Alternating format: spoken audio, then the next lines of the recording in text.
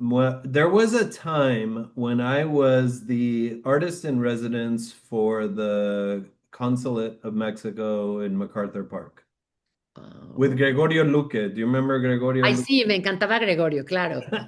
Sí, sí, me caía súper bien. Y luego con Mercedes Gertz several times I've been, and one of the little soft fantasies that I always had, that I thought was actually going to make my career in the United States was to provide this connection between Mexico and the United States that I've always felt was missing. Totally, totally, 100%. Months ago, for the first time in my professional career, I saw somebody do what I have always wanted or dreamed of doing. Mhm. And that was you getting in front of the Sí, podium thank you. Ajá. and speaking to the Mexican Republic about the value that is Mexicans in the exterior, specifically in the United States.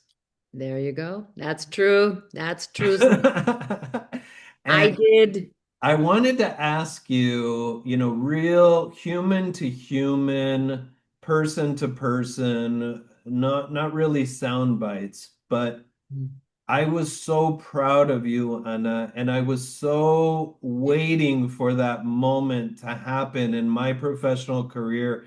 And I was waiting to see who was going to be the person that could actually pull it off.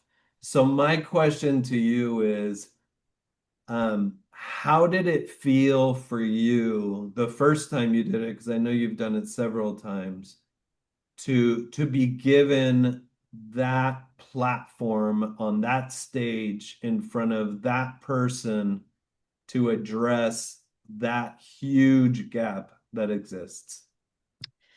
Wow, that's a great question, Sergio. I love that you're giving me the opportunity to speak about it because, as with you, it's my passion. So, just to be able to share it with you and your audience is just really great. So you and I know that what we see, right? We see the big picture and we see the an exciting growth waiting to happen if we actually push these ideas forward, which is we're Mexicans, right? And so if we are Mexicans, whether you're in the United States and you've been for a long time or not, or you're in Mexico, we have the same culture, right? Some people speak English, some people speak Spanish, some people speak both, but we're the same culture and we live this all the time and we want to act on it. So it was really honestly, I gotta tell you, I think people like you thinking of this for the longest time made it happen energetically because I was, for the pure coincidence, in Mexico City. Pure coincidence. I call a friend and I say, hey, let's go have lunch.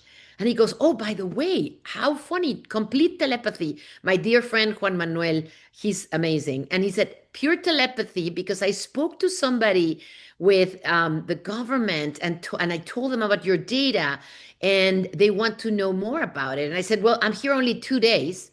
So let me know if we can meet with them. Well, next day we were having lunch. They loved the data of, Latino Mexicans, especially in the United States, are really driving the growth. And the next day I was, at La Mañanera, which honestly you would have told me 3 days before, I would have said that's never going to happen. So I think again, it's energetically all your energy and the same as the energy of many of us probably, right? That have been wanting to be able to do this. And the reception, Sergio, was incredible. Starting from the guy that I had lunch with, right? The day after I spoke to my friend, that was like, oh my God, this is crazy. I want it. Please come.